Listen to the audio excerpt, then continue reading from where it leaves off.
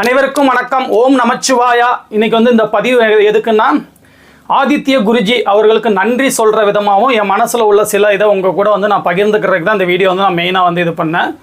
குருஜியோட ஸ்டூடெண்ட்டாக நான் இருக்கிறேன். கிட்டத்தட்ட வந்து பார்த்திங்கன்னா ஒரு 4 வருட காலமாக வந்து அவரை நான் பின்பற்றிகிட்டு இருக்கேன். இப்போ இந்த குருஜியை வந்து நம்ம ஃபாலோ பண்ண ஆரம்பித்ததுக்கப்புறம் நிறைய விஷயங்கள் ஜோதிடத்தில் வந்து எனக்கு வந்து எளிதாக புரிய ஆரம்பிச்சதுங்க. அவருடைய சுபத்துவ பாவத்துவ அடுக்குகள், அதுக்கப்புறம் சூட்சம வலு, இந்த மாதிரி விஷயங்கள்லாம் வந்து நல்லா புரிய ஆரம்பிச்சது. ஆரம்பத்தில் நானும் வந்து மற்ற வீடியோ மாதிரி குருஜியோட வீடியோ வந்து நான் கடந்து போயிருக்கேன். ஏன்னா அந்த இது வந்து அவர் வந்து நுணுக்கமாக சொல்கிறது வந்து நம்மளுக்கு புரியலை. வர்க்கோத்தமம், வக்ரம், அதுக்கப்புறம் பார்த்திங்கன்னா இந்த மாதிரி ஜோதிடத்தில் வர்ற ஈஸியான விஷயங்கள் இருக்குது பார்த்திங்களா.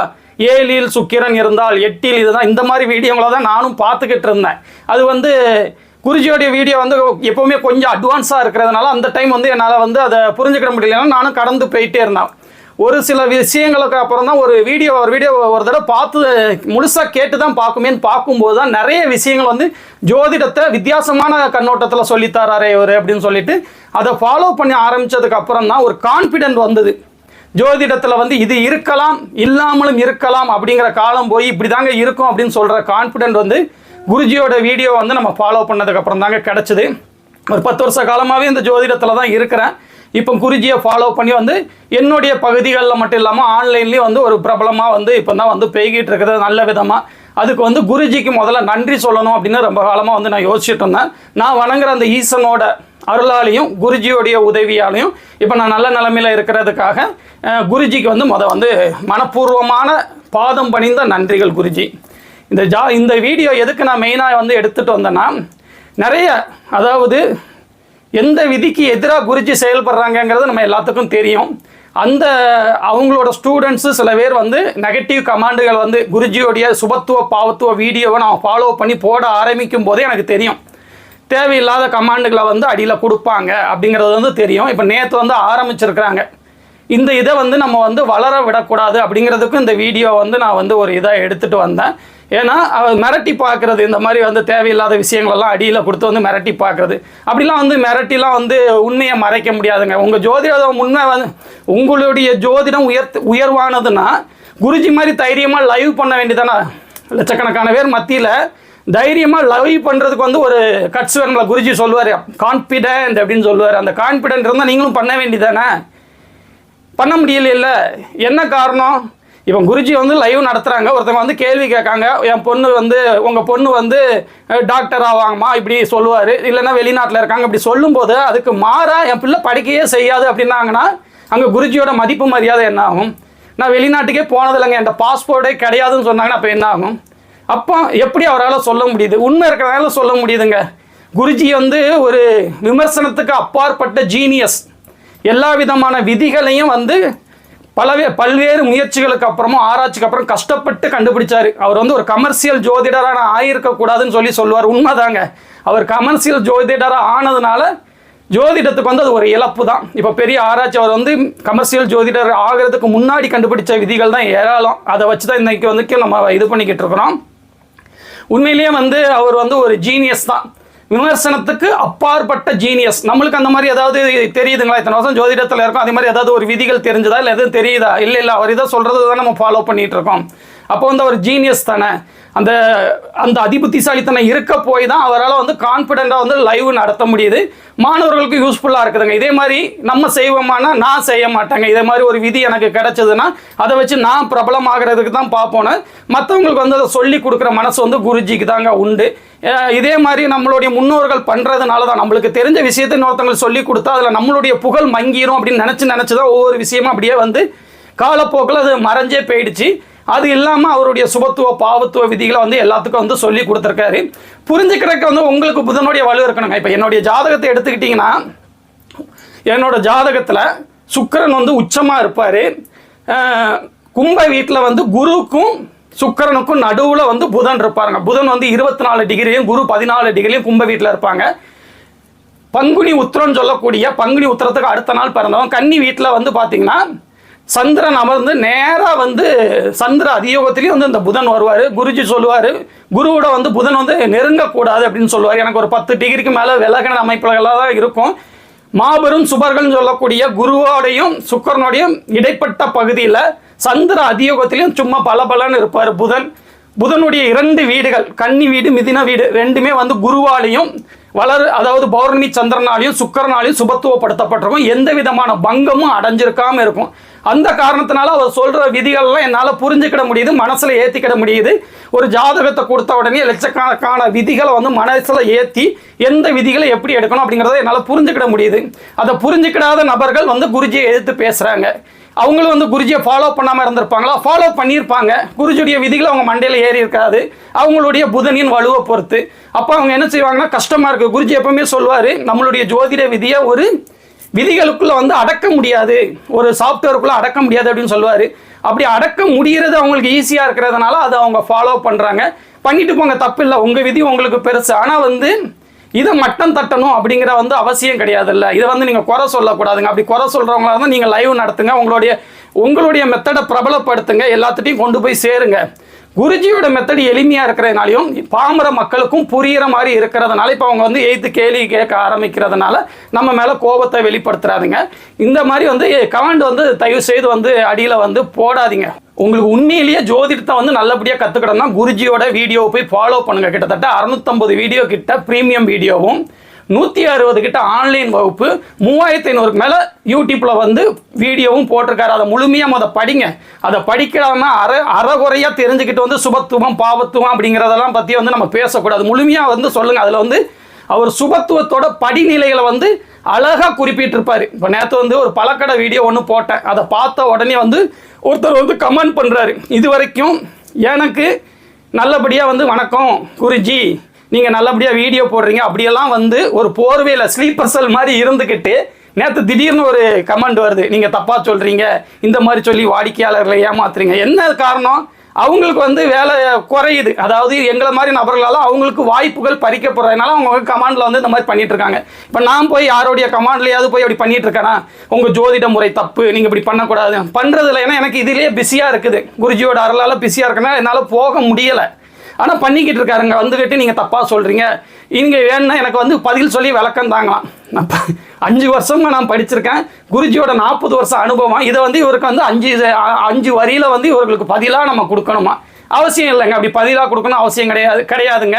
உங்களை மாதிரி ஹேட்டருக்கு வந்து ஒவ்வொரு வீடியோலையும் விளக்கம் கொடுத்துக்கிட்டு இருக்க முடியாது. உங்களை பேன் பண்ணி விட்டுட்டு போயிட்டு இருப்பாங்க. அதாங்க எனக்கு வந்து என்னுடைய வேலைப்பொழுவில் அதுதான் எனக்கு ஏற்றது. உங்களுக்கு விளக்கம் கொடுக்கணும் அவசியம் இல்லை. உங்களுக்கு முழுமையாக அந்த ஜோதிடத்தை கற்றுக்கிடணும்னா குருஜியோட வகுப்பை போய் வந்து ஆரம்பத்தில் இருந்து பாருங்கள். இப்போ அந்த பழக்கடை வீடியோவே எடுத்துக்கிட்டிங்கன்னா, எதனால வந்து ராகு தசை நல்லது செய்யலாம், அவர் அது வந்து தசாபுத்தியை சொல்லக்கூடாதான். ஃபஸ்ட்டு அவர் படிக்கலைங்கிறதுக்கு தசாபுத்தியை வந்து காரணம் காட்டக்கூடாதான். தசாபுத்தியை காரணம் காட்டாமல் வேறு எதை காரணம் காட்ட? தசாபுத்தி அடிப்படையில் தானே அனைத்துமே வாழ்க்கை சம்பவங்கள் வந்து தீர்மானிக்கப்படுது. ராஜயோக ஜாதகமாக இருந்தாலும் தசாபுத்தி ஒத்துழைக்கலைன்னா எப்படி நல்லது செய்யும்? இப்போ அந்த பழக்கடை வீடியோ போட்டு போய் பாருங்கள். பழக்கடை வீடியோ எப்படி இரும்பு கடை நடத்தினா நல்லது அப்படின்னு ஒரு வீடியோ பேசியிருப்பேன். அதில் வேணால் போய் பாருங்கள். அதில் ராகு தசை வந்து இளமை காலத்தில் குருஜி சொல்வார், ராகு நல்லா இருந்தால் கூட இவங்களுக்கு வந்து அப்படி ஒன்றும் பெரிய சுபத்துவமாலாம் இருக்காது, ஆனால் நல்லா இருந்தால் கூட பருவத்தில் வரணும்னு அடிக்கடி சொல்லுவார். பருவத்தில் வராத எந்த ஒரு தசையும் வந்து பெருசாக வேலை செய்யாது அப்படின்னு சொல்லுவார். குரு திசை பையன் வேலை செய்யலை. குரு திசை வேலை செய்யலைன்னா 8ல் மறைஞ்சிருக்காரு, சனியோட பாவத்துவமாக இருக்காரு, அவருக்கு பிடிக்காத புதனோட வீட்டில் பகைப்பட்டு இருக்காரு. இத்தனை விஷயம் இருக்குதுல்ல. இந்த சுபநிலை, அதாவது சுக்கிரன் பார்த்த உடனே நல்லது செஞ்சிடணுமோ? அப்படிலாம் செய்யாதுங்க. அதுக்கு தான் அந்த சுபத்துவ பாவத்துவ படிநிலைகளையும் லக்னாதிபதி வலுவையும் பற்றி அவர் வந்து வலியுறுத்திட்டே இருக்காரு. லக்னாதிபதி நல்லா இல்லை, இவர் குருஜியோட விதியை பயன்படுத்திய சுபத்துவ பாவத்துவம் இவருக்கு நல்லா இருக்கு, சூரியனுடைய துறைகள் நல்லா இருக்குது, அப்போ கொட்டிடணுமா? கொட்டாதுங்க. அதை தாங்குற அளவுக்கு லக்னாதிபதி வலுவாக இருக்கும். இந்த மாதிரி ஒரு வரியில் 2 வரியில் உங்களுக்கு பதில் சொல்லிட்டு இருக்கணும் அவசியம் கிடையாது.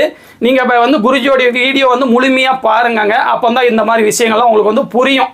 இனிமேல் வந்து இந்த மாதிரி வந்து கமெண்ட் பண்ண ஆரம்பிக்கிறாங்க. எனக்கு ஏற்கனவே தெரியும், குருஜியோடைய வந்து சுபத்துவ பாவத்துவம் ஹெட்டிங் கொடுத்து நம்ம வீடியோ போடும் போதே இவங்க வந்து இன்னும் வந்து கமெண்டில் வந்து எதுவும் செய்யாமல் இருக்கிறாங்களே, இவங்களால் ஏற்றுக்கிட முடியாத, அவருடைய முறை ஃபேமஸ் ஆகிறது இவங்களால் ஏற்றுக்கிட முடியாது நான் யோசிச்சுட்டு இருந்தேன். நேரத்துலேருந்து ஆரம்பிச்சிருக்காங்க. இது இப்படியே நிப்பாட்டிக்குவாங்க, இல்லைன்னா வந்து உங்களை பேன் பண்ணி விட்டு நான் வேறு வேலையை பார்த்து போய்கிட்டே இருப்பேங்க. கோடிக்கணக்கான மக்கள் இருக்காங்க இதில். ஜோதிடத்தில் உங்களோட 10 பேரோட தயவு வந்து தேவையில்லைங்க. ஒரு 3 நாளைக்கு முன்னாடி ஒரு ஜாதகம் வந்துச்சுங்க.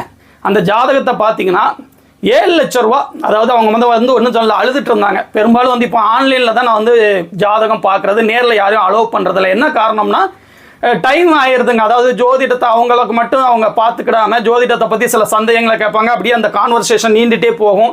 அடுத்தவங்களுக்கு வந்து அப்பாயின்மெண்ட் கொடுக்க முடியலைங்கிறதுனால இப்போ ஆன்லைன் அப்பாயின்மெண்ட் மட்டும்தான் எடுக்கிறது. அதுவும் டைம் ஃபிக்ஸ் பண்ணி இந்த டைமுக்குள்ளே அப்படிங்கிற மாதிரி எடுத்துகிட்டு இருக்கிறது. எங்கள் ஏரியாவில் உள்ள ஒரு லேடி வந்து அழுதுகிட்டே வந்து உட்காந்துருந்தாங்க. அவங்கள வந்து மறுக்க முடியாது, அழுதுகிட்டே இருக்கிறாங்கன்னு சொல்லி உள்ளே விட்டாங்க. நானும் வந்து பார்த்து பேசினேன். அதே மாதிரி ஜாதகத்தை கொடுத்தாங்க. எனக்கு ரெண்டாவது கல்யாணம் தான், அவருக்கு 2வது கல்யாணம் தான். இப்போ என்னை விட்டுட்டு போய் இன்னொரு பொண்ணு கூட இருக்கிறாருங்க, வருவாரா அப்படின்னு கேட்டாங்க. ஜாதகத்தை பார்த்தோன்னே குருஜியோடைய சுபத்துவ பாவத்துவ விதிகளை பயன்படுத்தி அந்த பொண்ணுக்கு அஷ்டமசனி நடந்துட்டு இருக்கிறது. தசாபுத்தி அடிப்படையில் வச்சு வரமாட்டாருங்க. இவர் வரமாட்டார், அவருக்கு சுக்கிர தசை சுபத்துவமாக நடந்துட்டு இருக்குது. பல பெண்களோட தொடர்பு இருக்கும், ஒரு பெண்ணோட மட்டும் இல்லை பல பெண்களோட தொடர்பு இருக்கும்னு சொல்லும்போது ஆமாங்க அவருக்கு அப்படி தான் இருக்குது, அவங்க அப்பாவே ஒத்துக்கிறாரு அப்படின்னு சொன்னாங்க. ஆமாங்க, அவர் நல்லா என்ஜாய் பண்ணுறதோட தசை வந்துகிட்டு இருக்குது, நல்லா என்ஜாய் பண்ணுவார். உங்கள்கிட்ட வர்றதுக்கு உங்களுக்கு தசாபுத்திகள் வந்து ஒத்துழைக்கலைங்க. அதனால வந்து இப்போ நீங்கள் கஷ்டத்தில் இருக்கணுங்கிற விதி, அதனால உங்களை விட்டு பிரிஞ்சு போயிருக்காரு. எதுவும் போய் பணங்கன்னா வந்து இது ரீதியாக ஏமாந்துடாதீங்க பரிகாரங்கிற பேர்லன்னு சொன்னேன். 7 லட்ச ரூபா ஏமாந்துட்டேன். நாங்கள் எல்லா பரிகாரம் பண்ணுறவங்களையும் நான் வந்து குற்றம் சொல்லலை. வீட்டில் கணபதி ஹோமம் பண்ணுறோம், சுதர்சன ஹோமம் பண்ணுறோம், இந்த மாதிரி விஷயங்கள் நல்ல விஷயங்கள் நிறையா இருக்குது. நானும் பண்ணியிருக்கேங்க, நானும் வருஷம் பண்ணுறது தான். ஆனால் 7 லட்ச ரூபா கொடுத்து ஏமாற்றணும்னு அவசியம் கிடையாது இல்லைங்க. இந்த பரிகாரங்கிற பேரில் ஏமாத்துறவங்களும் நிறையா இருக்காங்க, அதையும் தெரிஞ்சுக்கிடணும். அவங்கள்ட்ட ஏங்க அப்படி பண்ணுனீங்க, பரிகாரம் 7 லட்ச ரூபா கொடுத்து கணவர் ஒரு வேளை வந்துட மாட்டாரா அப்படிங்கிற மாதிரி அவங்க ஏமாந்துட்டாங்க. அப்படி வரமாட்டாருங்க. இப்போ வந்து அவர் வரமாட்டார். நீங்கள் இந்த மாதிரி இனிமேல் மேற்கொண்டு யார்ட்டையும் பணம் கொடுத்து ஏமாறாதீங்க. அவருடைய சம்பாத்தியத்தில் நீங்கள் பிழைக்கணும்னு நினைக்காதீங்க. உங்களுக்கு வந்து உங்கள் சூசைட் கீசைட் இந்த மாதிரி எதுவும் தவறான முடிவுகளை எடுத்துடாமல் உங்கள் குழந்தைக்காண்டி வாழுங்க. நீங்கள் வந்து தனியாக நீங்கள் சுய சம்பாத்தியம் பண்ணுறதுக்கான வழிகளை இது பண்ணிக்கோங்கன்னு சொல்லி இப்படி அட்வைஸ் பண்ணி அனுப்பி விட்டேன். இந்த மாதிரி 7 லட்ச ரூபா ஏமாந்த கதைகள்லாம் வந்து இருக்குது.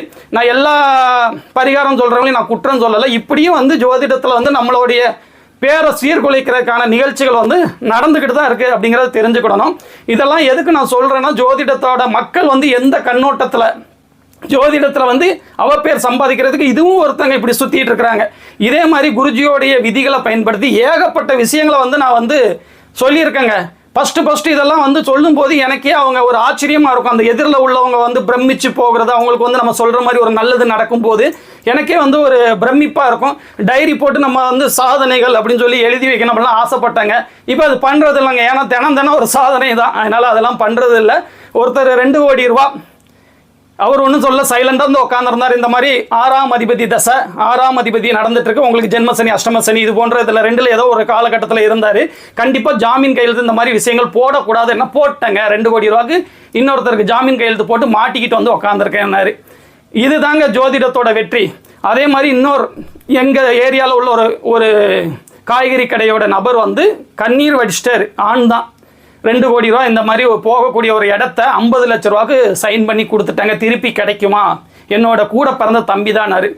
நம்ம வந்து ஜாதகத்தை பார்க்காம சொல்ல முடியாது. ஜாதகத்தை பார்த்தா நல்ல நேரம் நடந்துட்டு இருக்கு, தாராளமாக பேசுங்க, கிடைச்சிருன்னா.